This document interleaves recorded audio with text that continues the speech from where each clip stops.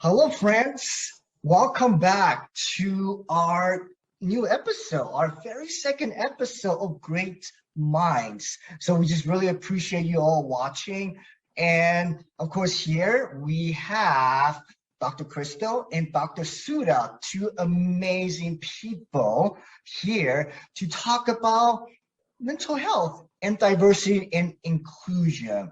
And with this episode specifically, we want to learn more about Sudha. As you all can tell, our very first episode, we got to know more about Crystal, about her amazing life, amazing childhood, and her professional work, which is awesome.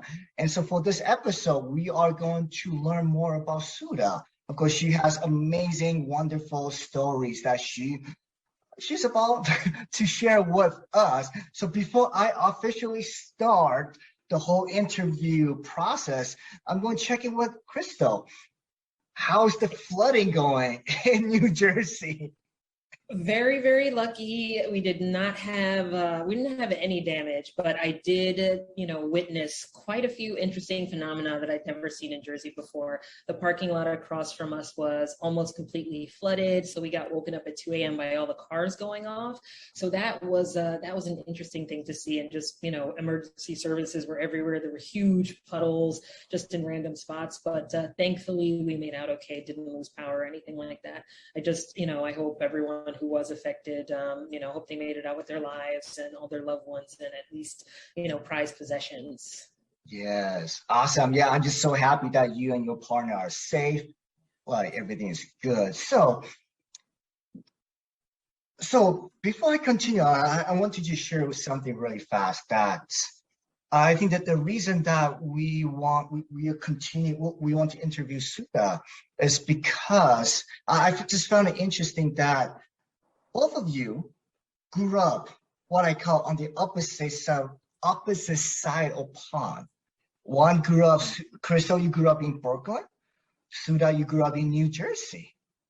And at the same time, from our conversations behind the scene, it seemed like you two have a lot of similarity growing up, and it's a lot of difference. Mm-hmm. And I think today, hopefully by understand Sudha's story, we can just kind of like explore these wonders that like the proximity is so close, and it's it can be so far. The experience can be so different. So Krista, of course, you from family from Guyana, Sudha from India, and it just somehow you two ended up in that region. And it just blows my mind. And I love, as you can tell, I can talk about this in the philosophical sense, but I'm just going to stop here and let's hear more about Sudha. So, Sudha, the very first question that we have for you is that after reading your notes, we noticed that your father plays a very important role in your life. So the first question is, how did your father's death impact your sense of identity and how you feel you needed to relate to others? I know we just kind of like dive into yeah. So first of all, let me just say, I'm a therapist. I'm a clinical psychologist and also a community person, but I am used to asking those questions, JR. Yeah. So now the table has turned. Yeah. So it's kind of wild being in the hot seat. And you're just going right there. Yep. There's no let's build the rapport. How's your week been? How you doing? What led you to your work? All right, let's just go there. I know. Yes, my father. First of all, we came from India when I was 2.5, and I was raised a few different places. He was a physician in India. When he came here, he had to do his internship and residency and stuff all over again. And then after several moves, when I was 7, we moved to South Jersey, to Vineland. And he was an internist, a physician there in private practice. And I think from a very young age, I it was kind of understood that I was supposed to follow in his footsteps and be a physician. And, you know, when he and my mother came to the US when I was 2.5, it was because America was the land of opportunity, right? And so they wanted to bring me here and start a family here, and give me all the opportunities. And back then, I believe it was through the Immigration Act of 1965, it was all the scientists that were kind of brought over. And so that continued, that I would have that opportunity if I was in that field. And you see, you know, so many students that I work with, that they also kind of have that, or their families have that kind of limited view of that is what success is, you know. And so I grew up with that bias and that pressure, I think. And the philosophy was, if I focused on my studies, you know, it's this thing like you focus on your studies, and then you be the best, you be at the top of the class, you get into med school, and you become a doctor. And there was this one linear path to success. Anyone who knows me knows I am not linear in any way, shape, or form. So I would say my father's influence on me, I think I challenged that perspective and those expectations. And I was an artist and a singer, and loved I was just always a very social person and active in all kinds of curvilinear things, you know. And so my father and I butted heads a lot. And I would say, though, that, and I worked in his office in my teens, and I was groomed. I was really groomed. I remember this day. They don't do this anymore in doctors' offices, but I remember this day. I used to help him with EKGs, and I used to help him with, there was this day where he asked me to hold the bowl when he was de-waxing someone's ears. Oh. And that was the day I knew that was not my thing. Wax is your gross out factor. Wow. Crystal, bless you for going to med school. I still started the process. I did med classes my first semester of college, but you know what I loved in his office was I loved listening to his patients talk about their lives, like when they came into the front desk to make the appointment. And I still wasn't sure then. I still wanted to please him. I think I've always in my life wanted to make my father proud. And so that's the more direct answer to your question. Wait, Sudha, I'm super curious. How did he, I guess, you know, what was his reaction to your artistic side? Was he supportive? Did he give like subtle messages of sort of discouragement? You know, I guess, how did he, you know, what were your interactions like around, you know, the future talk? And, you know, he could see that you were interested in the arts, and I just wonder how he sort of communicated with you his feelings about that. Yeah. Well, I mentioned we butted heads a lot, so that fits in with that. But also, you know, he found it to be a distraction. He really believed, and I so many of my clients' parents sometimes, you know, they kind of is familiar sometimes. Like you gotta, you know, we therapists work on separating our own stuff, but very, very often, you know, there are some parallels. And he always sway me towards being more focused and saw those things as distractions. However, if I did, say if I had art pieces in like the the library or the local shows, or I sang a lot. I performed at local events through choirs, or just as a performer. If my picture was in the paper, or an article on me and my performance or something was in the paper, he would hang it up on his door in his waiting room, and I don't think I realized it then, but now I think I realized that there was a part of him, he may not have wanted to show it, but there was a part of him that was proud of me. It wasn't until middle of freshman year of college at Rutgers that I told him that I didn't think the pre-med classes were working out. I think it was before he was going to see my first report card. My first semester of college was not indicative of my academic ability, so to speak. And I did tell him that I was going to be a doctor of the mind, and framed it that way.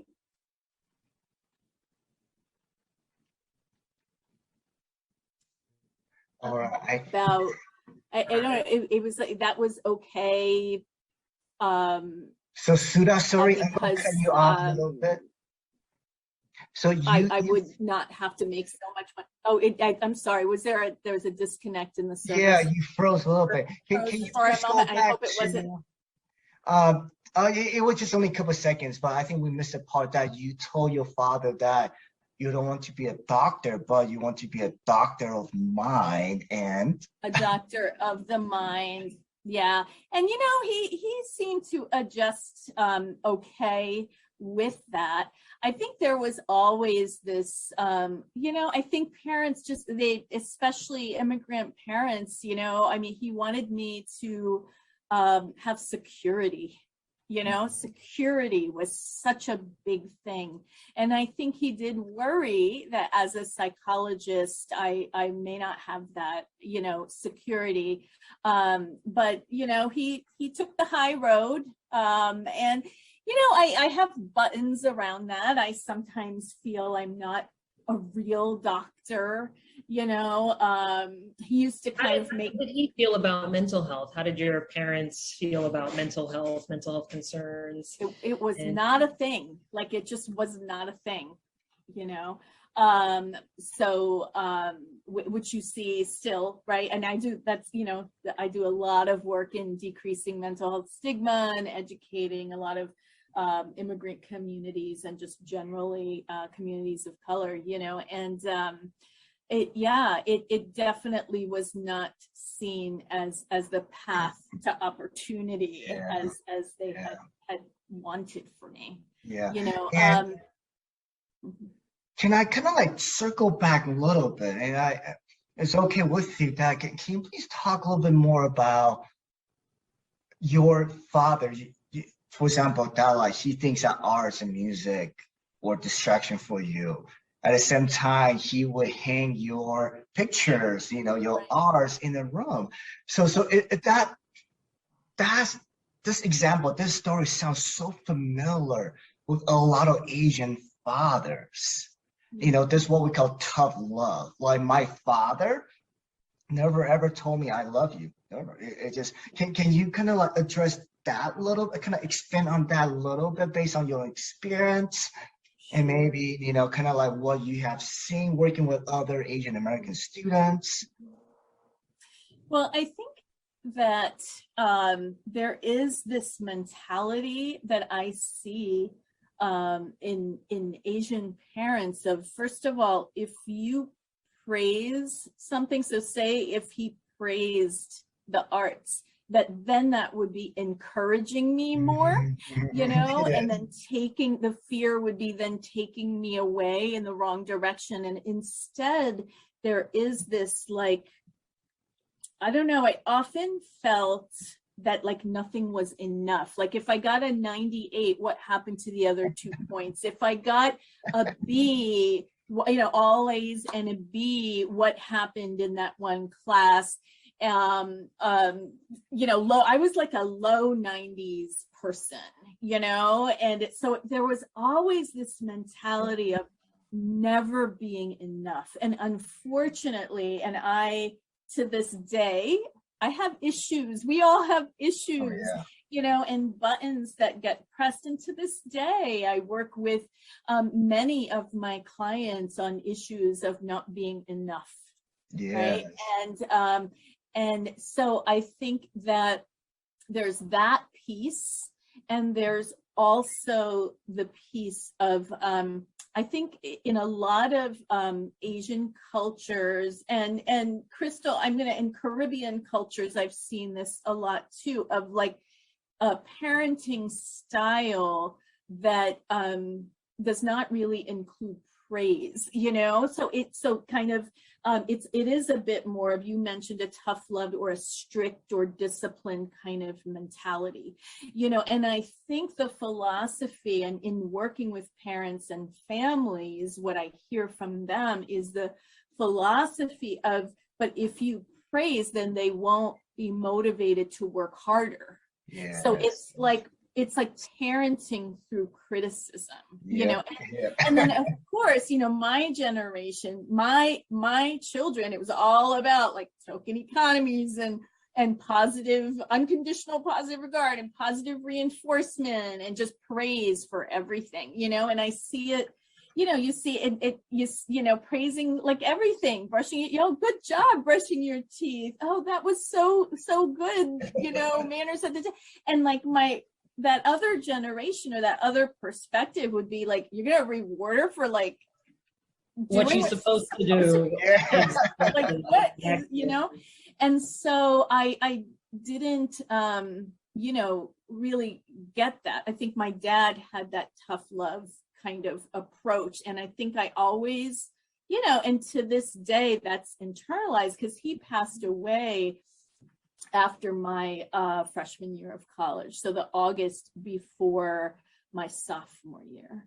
And so what happens, and you see this a lot in bereavement work, of sometimes, someone can stay at that place, so there's a part of me that kind of is always kind of looking for that affirmation, or that is this enough, or all of that. So it's I think I would be very curious to see if my father had not passed away, would we have resolved these issues? And there's I'm not going to even try to quote it because I can't quote on camera, I'll just totally mess it up, but there's a quote about how you have to, when you deal with early parent loss, or really with many losses, you have to resolve all that's unresolved kind of on your own, right? That relationship lives on, kind of, and has to kind of be resolved on your own. And so that's something that, it's a lifelong journey of recognizing what that stuff is and feeling good enough, right? How did you, I guess, relate to your mother, and how did your relationship with her develop after his passing, in terms of what you're going deep. How rigid were her expectations or not? I'm curious. Yeah. I mean, were you double teamed? There's many decades of therapy that worked on those issues.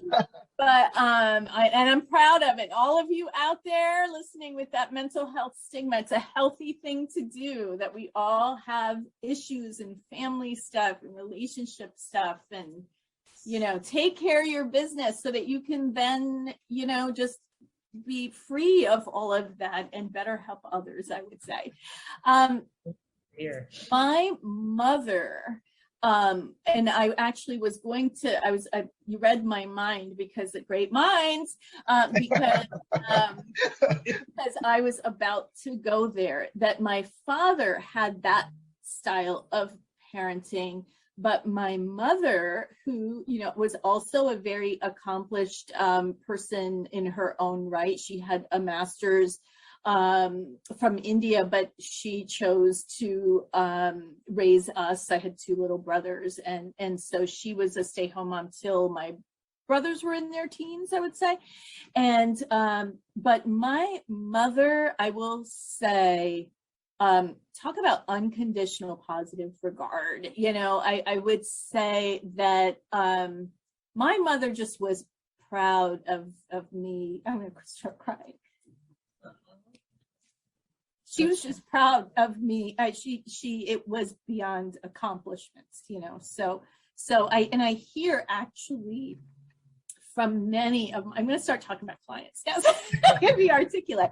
But so my, I think, so I hear this a lot from Asian clients of often feeling that love is contingent on accomplishments or achievements, right? And I see that a lot in Asian clients, particularly I work with. But I just want to pause for a second and say, we have to always be mindful of generalizations, right? Mm-hmm. So when I say Asian, it doesn't mean this is every person's experience. And also it doesn't mean that people from other backgrounds don't have this experience. So for those listening, just want to make that, make that a little disclaimer. But I think often people may feel that that love is contingent on achievement, even though it's not necessarily, it feels that way. I think people love in different ways and express love in different ways, and love might not be this emotional, mushy thing. It might be in protectiveness. It might be wanting more, wanting success for your children, you know, so it's just expressed differently. But my mom just was, first of all, she was very artistic herself. So I got a lot of my artistic skill and ability from her. And she, from a young age, used to do these oil paintings of landscapes, sometimes some still lifes, but I remember landscapes. I love her landscape. And she would always buy a little canvas or little palette for me, and I would be like next to her, and she would teach me how to make mountains or trees or flower petals, you know. And so I think she really valued those other parts of me. I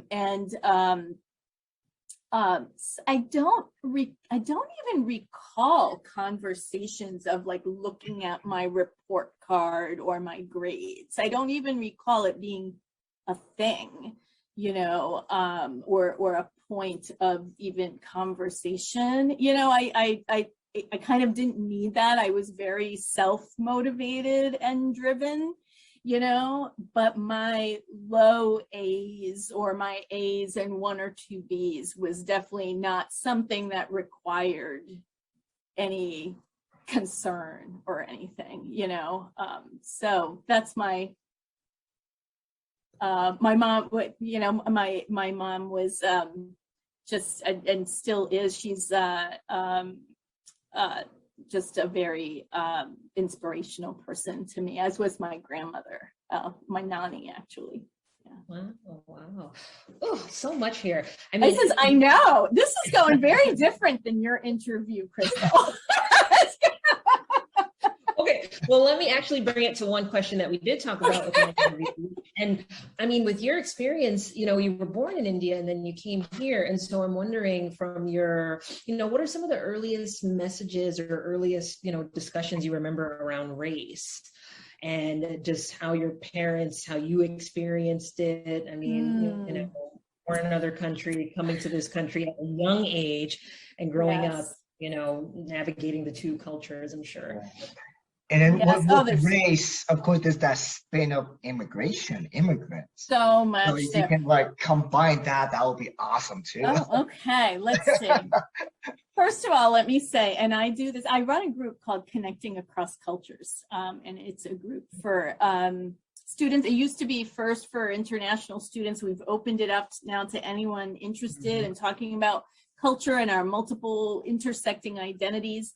And I often start it with the history of our names. And so maybe I'll start there. You know, Sudha. So as my mom or Nani would pronounce my name, Sudha. Sudha is the Americanized pronunciation, or Susudio, Sudafed, all kinds of renditions. But so I was named after the obstetrician who brought me into this world in the late 60s. Yeah, so I think that in India, in Bombay, now Mumbai. So I think that's really cool. I'm very proud of that. It means sweet water. Let me start with my immigration story, and you'll laugh because you have gotten to know me. So I'm a talker, right? And I'm very social. I'm the coordinator of outreach and prevention at a university. I'm shifting to a new title of equity, inclusion, and community initiatives. I'm a clinical and community psychologist, and I just love college health. Today's the first day of classes here at Montclair State, and it's just so alive and vibrant, and I just love it. So with that said, my immigration story, so it's like what I hear about it, I came with my mom and my nanny. My father had already come, his siblings and parents were already here, and so then they were bringing us, and my mom's brother was also here. He had come for, I think, graduate school for his doctorate, and so we came, and I apparently, in the 19 hours of the Air India flight, went up and down the airplane, back and forth, and chatted and got to know everyone on the plane. So then, disruptive passenger. So my mother we arrived, I can't remember if it was JFK or LaGuardia, and apparently we were in an elevator, and my 2.5-year-old self ran out of the elevator, and then it closed.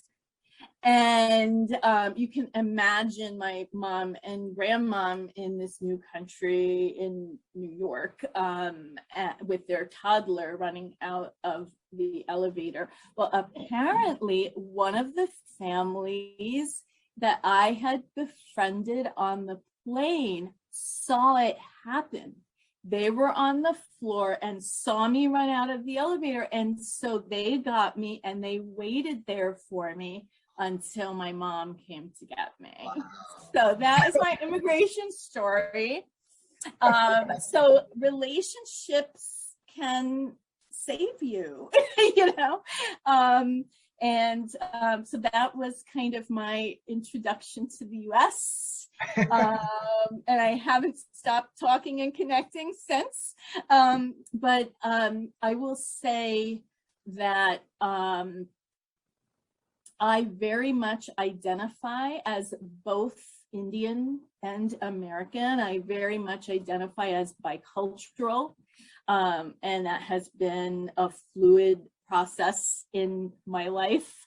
I grew up till I was 7. So, well, I learned, I had spoken primarily Hindi was my first language, but also English. I grew up, I was born in a city in Bombay, Bollywood, you know, and so English was also, you know, a main language.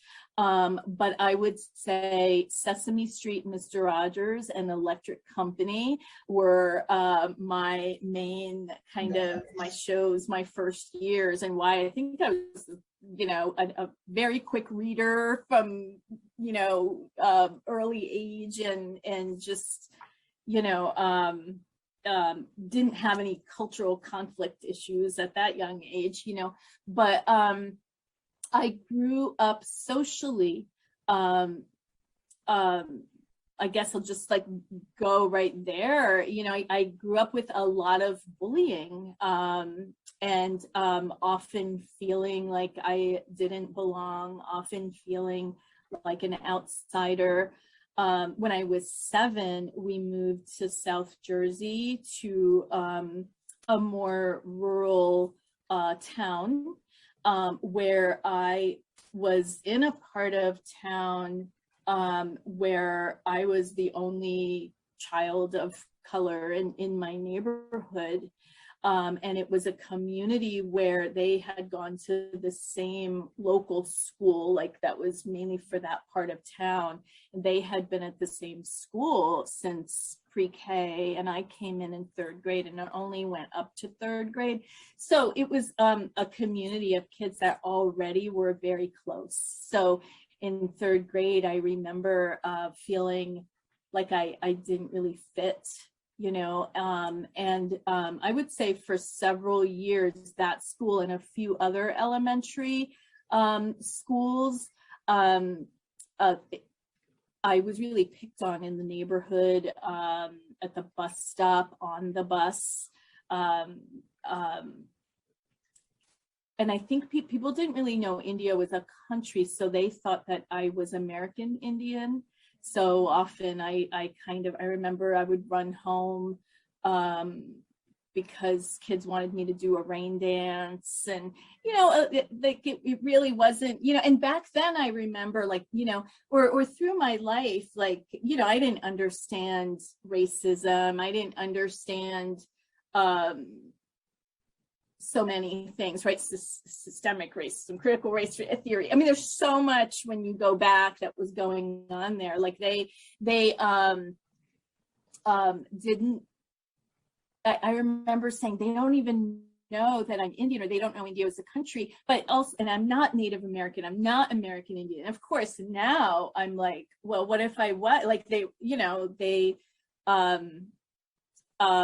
not accepting of American Indians either, you know. So, but you know, it was only a few kids, and this is one thing that I've really been working on, kind of, is I think because of a few kids. I mean, of course, I did have many friends who didn't speak up. They were bystanders, right? So I think I've built it in my head that, like, I was bullied by all these kids, but really it was just, in hindsight, a few, but it had such great magnitude to me, you know.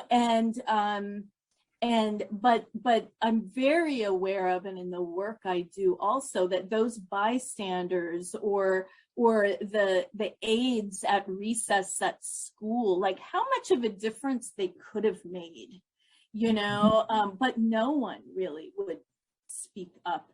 I remember going up and down the school bus. So I would get on the bus after being picked on at the bus stop.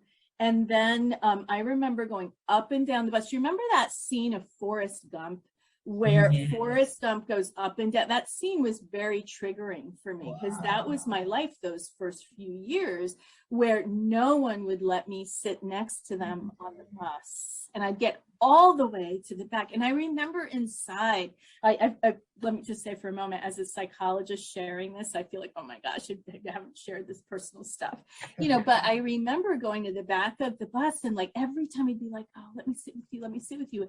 And they would nod their heads. And it was just like that Forrest Gump scene. And then I would come back, and finally someone would say, okay, you know. And so it's not a surprise, right, that I'm a psychologist. I do equity and inclusion work. I do a lot of bystander intervention training. And I will say my kids, you know, my kids now, I have a 16-year-old girl in high school and a 19-year-old college boy, my man baby.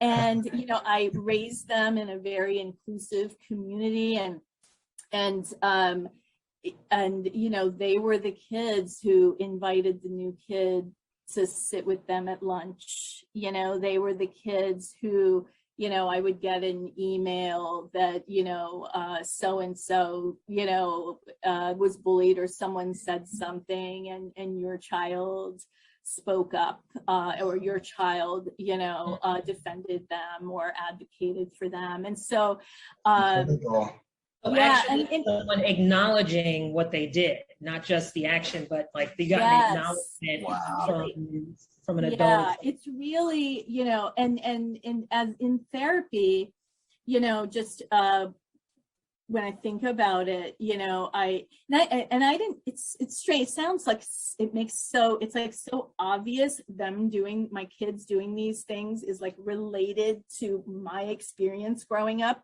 But when it was happening, it's not like it was conscious that like, I'm going to raise my kids to, be the peers that I needed when I was kids. Like it wasn't so clear like that, but it's more in hindsight, as my kids now are older, that I realize that's how I parented. And no, it's not a surprise that it is related to my experience, but even if I didn't have that bullying, I'd like to think I would have raised them that way, but How did your parents support you in that? I mean, would you come home and tell them? Did you keep it to yourself? I mean, if you did tell them, what was their response? They didn't know.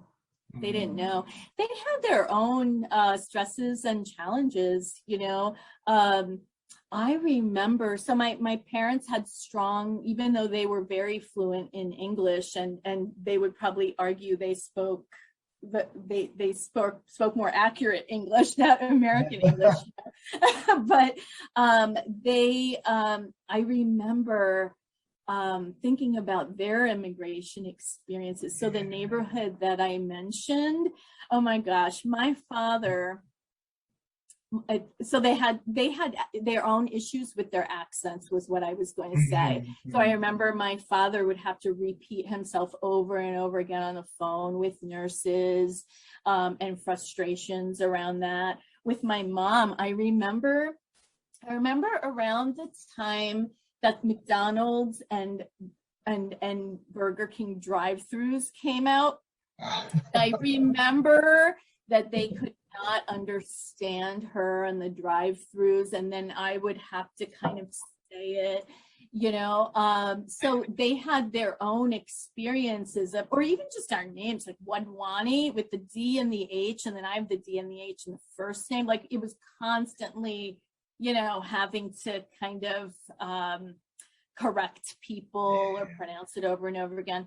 But what I was going to tell you earlier is, so in this neighborhood, so picture, we moved to this neighborhood. It's a middle-class, completely white neighborhood. We lived and we're still in this, my mother is in this house. Actually, it's on the market.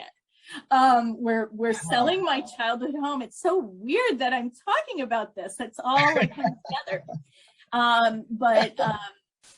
Oh, that's just so weird. So, but anyway, our house is the largest house in this neighborhood, at the end of a cul-de-sac street. And my father would take walks through the neighborhood with his white cotton Indian kurta pajamas. I don't know if you've seen those in movie or in your social studies book, chapter or whatever, but be comfortable. So he would have this kurta pajama on, and he would have his Indian leather kolhapuri chappals. It's very squeaky leather. You could hear him throughout the entire neighborhood, and I would just be horrified because it would just make me more different, right? And then I remember, oh my God, so we got this house. I was 7, and he first worked at an HMO, and then he started his private practice, and he didn't go into a already running private practice or a group practice. He started it from scratch, like one patient, and so we kind of, we had this big house in an area where the cost of living was very low, and there were farms all around us. But inside, I always say, it's like on the outside, it was this big house, but on the inside, at least for a while, it was like make it yourself Bradley's and Kmart furniture. You know, I remember I would have to hold the flashlight while he was assembling it. You know, I mean, we eventually did get nicer. My mom's very proud of her dining set and furniture. You know, I've asked her beautiful furniture, but that's not how we started out as immigrants, you know.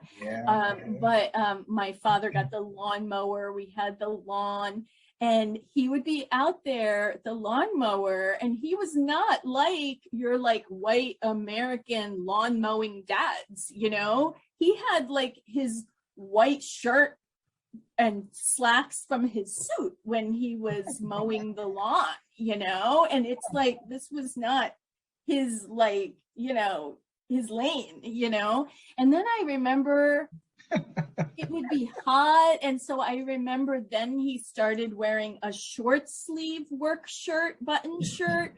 And then I remember he didn't have shorts, you know. So I remember he had his oh my God, I'm having like such a flashback now of like his red swimsuit with like fake Adidas stripes, like black socks and his black work shoes, his like, you know. So this was like I just didn't fit or belong in this community, you know, like, and if anything kind of illustrates that, you know.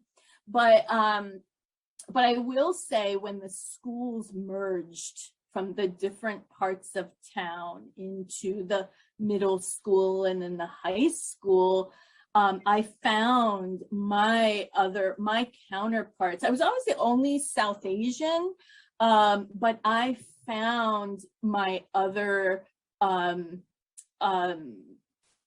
peers of minority backgrounds, I guess is the term, you know, we would use then, or marginalized or minoritized backgrounds, you know. And there would be a handful of us in my classes, and I had friends from all backgrounds in high school, and I would say my connections were more with peers who had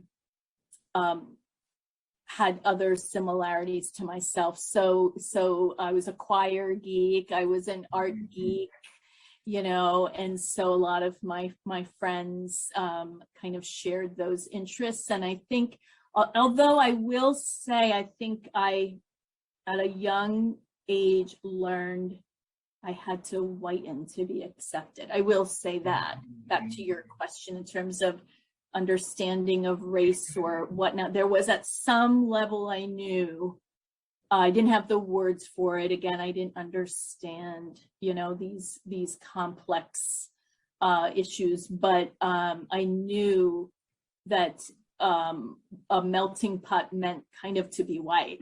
You know, I remember we didn't practice Diwali unless I visited my grandmom and my aunt and uncle and cousins who were in the DC, much more diverse area. But I remember we got a Christmas tree, a fake little, from Bradley's, I'm sure, you know, a fake little artificial tree.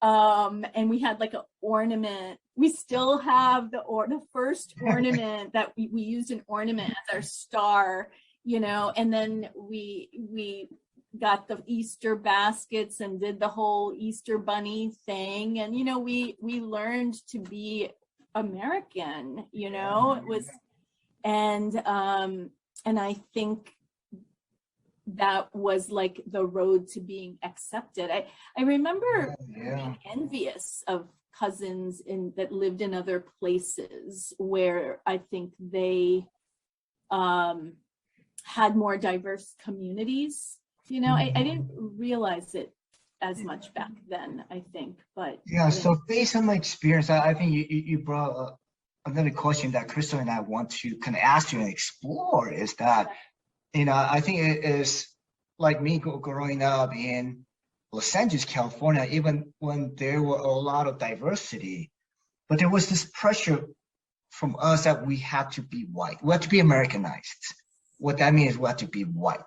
Exactly. And so for you, what's it like, you know, like what did learning, you know, like do you go through that phase that like you reject your culture, your Indian cultures and identities and try to be white as what is possible? In terms of all racial and ethnic identity. Yeah, and if statuses that did and such.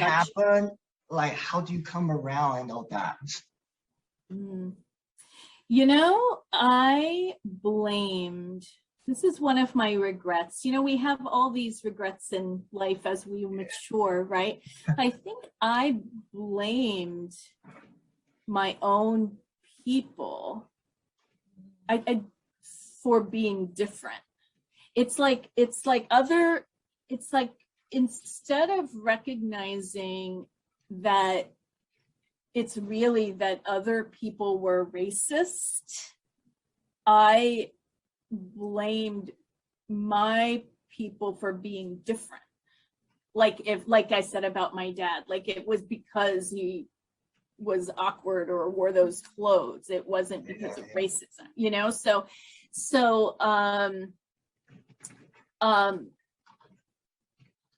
In also learning to be white, I first of all never had peers who were also South Asian. I think there was one other Indian kid in my high school, and I stayed far away from him. I actually feel so badly about that, you know. I think he fit some of more of the stereotypes, whereas I was more white or American, which then kind of, I feel horrible saying that in that way. And also people used to tease us, like it's like, oh, we're gonna, I hear this so much from clients on like, if they're the two Asians in a town, you know, that people are like, oh, we should fix you up, or you should date this person or whatever. Or do you know them? So, do you know them? Do you know this other person of your ethnicity and race? Right. Oh, exactly. Right. Oh, yes, exactly. So anyway, people would often, you know, assume that we were together because we're the two Indian people. Yeah. And so I stayed so far, you know, and I feel bad for that, you know. I think he actually wanted to be my friend, you know, and, you know, I don't know if I, you know, one of those things, if you could go back like a Christmas Carol and do things differently, you know, but, I mean, actually, if I can ask, it is a very good, how did that go for dating, you and dating? Because you're just going deep today. So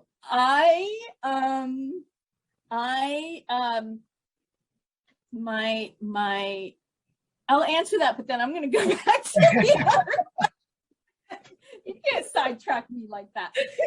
You know, starting the age of 16, my high school and college sweetheart was a white boy, a son of a Lutheran minister in town, and I remember people being like, "Oh, wonder what it was a big deal," because it was like, "I wonder what their kids are going to look like," and all of that stuff. Yeah, it was a talk, you know, definitely. But what was your other question? I was answering. Is it my question or JR's question? I think it was JR's question. Oh, how, like, what was it like? Try to like balance. Well, what was your experience like trying to recheck your identity, your Indian identity? Yes. Oh, I remember. Yeah. So I was saying that I kind of rejected my own people, and then I found my way back. Yes. So I think through my 20s, and, you know, I always in presenting on or talking or writing about racial identity, you know, it fluctuates and it shifts and is fluid through your life. And I went to Rutgers for undergrad. Yeah. I felt like I disappointed my father because I didn't go track of UPenn's 5-year med program, but like all his doctor friends' kids went to I heard, but I have no issues around that. Let's say I have no issues. But anyway, I went to Rutgers, and it's like, whoa, that's where all the Indian people were. Like, all of a sudden, I was like, holy cow, like, oh my gosh, I can't believe I just said that, no pun intended. But you know, I get that? Oh my God, I did that totally accidentally. Good one. That was a good one. It took me a couple of seconds. I was like, okay. Yeah.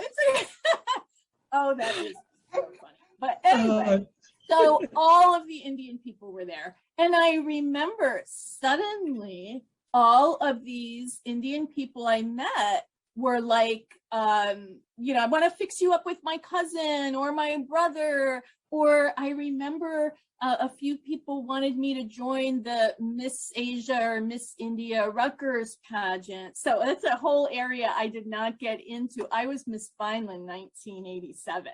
Okay. So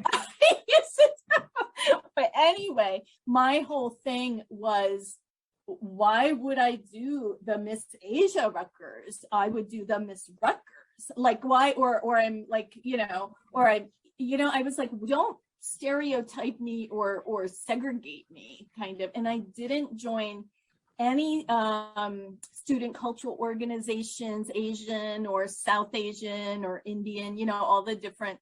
And the irony is now I have been the advisor to the Asian, the United Asian Student Association at Montclair State.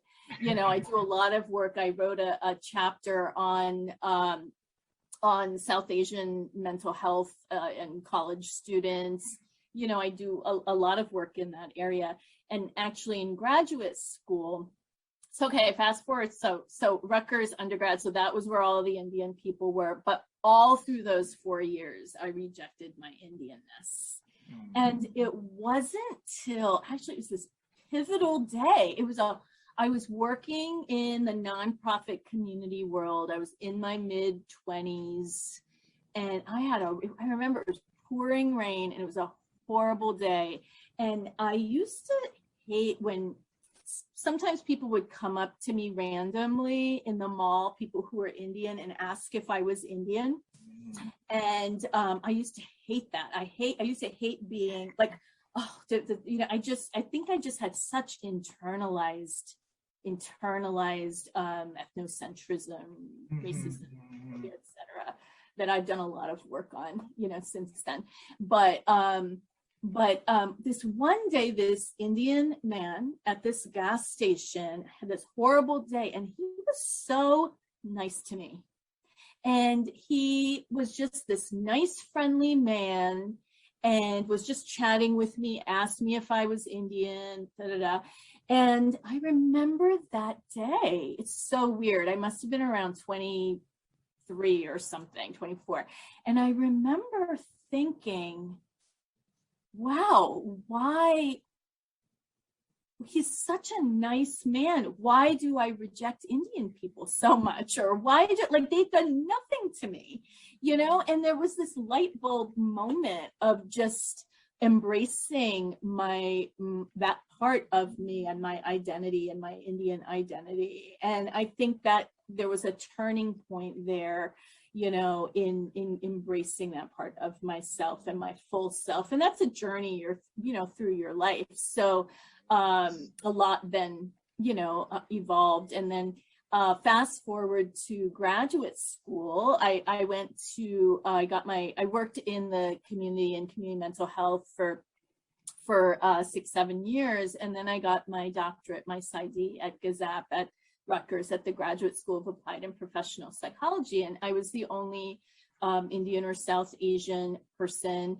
It was diverse in terms of other Black and Brown peers. And so a lot of my work often was more focused on working with communities of color generally.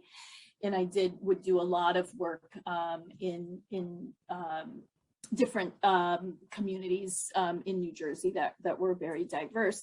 But I remember a push to be like the expert on working with Indian college students.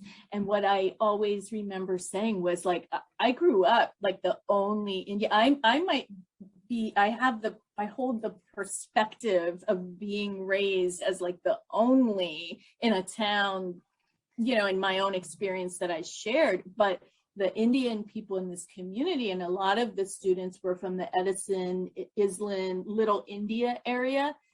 Very different world from mine, a very different experience from mine.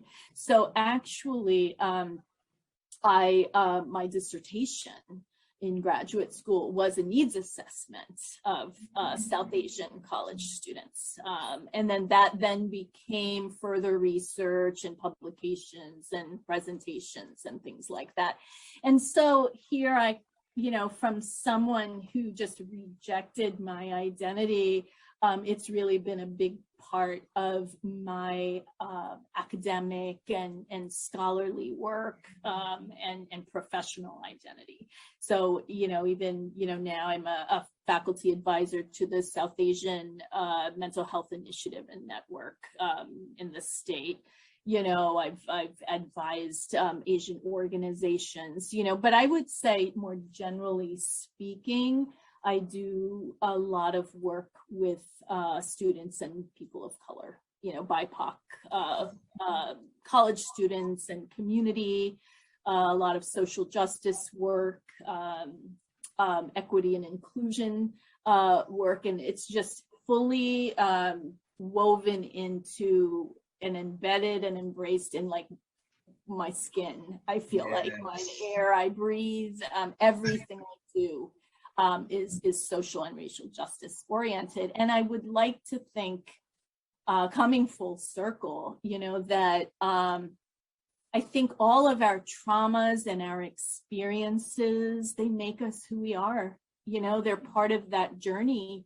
And what I do say often to many students who I work with who've been through a range of traumas, whether socio-political, whether racial, whether personal, familial, et cetera, you know, I wish I could have a magic wand and I wish I could have taken that trauma away from you, you know, but that makes us who we are, given that we can't do that, right? It makes us who we are. And I don't think, you know, if it wasn't for the bullying that I experienced or not belonging, you know, if it wasn't for the loss of my father, you know, I would not be sitting here probably doing this with you. I probably wouldn't be doing this work. I probably would not be holding inclusive spaces where I have cultural dialogue groups on campus or create programs to increase access to support or run a parent loss group, a very direct, obvious connection, you know, so I think all of these experiences just have led to this moment, you know, in all we do, and somehow it all kind of comes around and comes full circle, right? Exactly. Gosh, that's so inspiring. Oh, Yes. I can only imagine how many people you've helped and inspired with that story, because so many people share that experience. Oh my goodness. Just being It's so interesting that I share it all with you, because when I think about it, all of the people that I sit with and I work with, I don't disclose anything about myself. Yes. You know, we've kind of been trained not to, you know, but I do I would like to think it's conveyed, right? Through the empathy or through the interventions. I think that our experiences are all part of our educational foundation, you know, in delivering the support and the services that we do. So it's all in there, but exactly. My clients, you know, do not know all that I've shared with you. And I think, yeah, what you just shared, especially like the last part, I think you kind of read both Crystal and my mind, because we were going to ask you that question, like, how do you circle back? How can you continue impacting, being a role model to your students? And then I love that what you just said, that like, we are who we are. We are what the combined experience of who we are. And there's no such, every experience that we have or having, they're all valuable, very, very valuable. And I just really appreciate you saying that, because I think a lot of people that follow me, they are my former students in college, or they are college students. So I think your message is very powerful, and it's give them hope, hopefully, or at least gives me hope. So absolutely. And I think that it can, our experiences, they impact our next steps in our journey, but also others, right? And how do you take those experiences and pay it forward, or exactly. Spread and make change with them, and impact others, through what you have been through. And I feel so lucky to do this work. I don't know about you both, I'm sure, but I just feel so blessed and grateful to have found psychology, and I don't know if my dad is looking down, and proud or not, but I am so grateful that I went in this direction. And I feel like, sometimes I feel guilty that I'm paid to do what I do, because it's just so a part of who I am. Don't get me wrong, I need that check. But I just am so lucky. And just to have found College Health too, this community where you could do such an important age of transition and growth and discovery. It's like you can impact people, young people, in such amazing ways, and work with them at an individual level, at a group level, at an outreach and community level. You can make systemic change. I mean, we are at a point now, 2021, oh my God, with COVID, with the increased awakenings and awareness of racism and all the isms. There's so much work to be done, and here, on our campus, at our university, we can do that. We can empower students with their experiences that they've had to make these overdue, important, necessary changes, right? They're making it happen. Yeah, they're on it. I feel so grateful to be able to mentor them and shape them and give them the inclusive spaces, the belonging, the safety, the inspiration, and just to make it all happen. It's very exciting. It's been a few years that have been challenging for so many people, and I have felt so much pain in everyone that I've worked with and has been around me, but also see the great opportunity. So I feel grateful to do this work, and I feel so grateful to have found you both during that's how we came. How did we come together?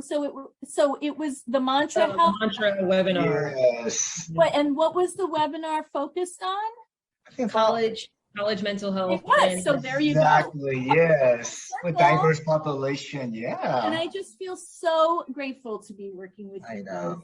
Both. Yeah. You're so bright and cool and like everything. I appreciate that, Sudha. And I know that we're on top of the hour.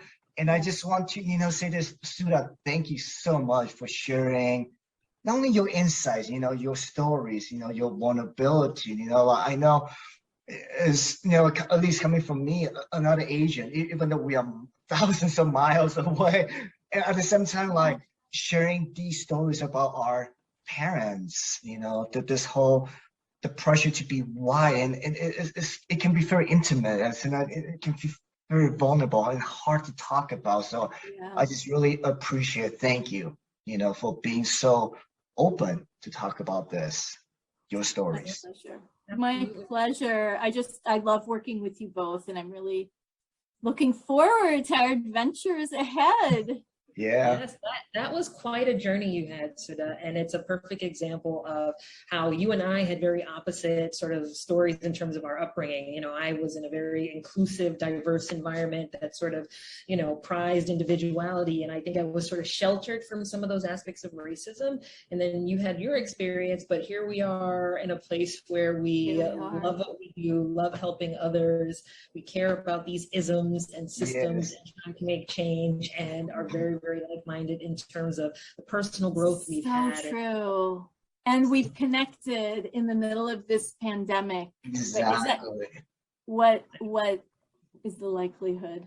Yes. So to close off, the last question to all of us, what is the best dish of food that so we are recording this on Friday. So far this week, what's your best dish? So I know, Crystal, you are a foodie, so normally you go last.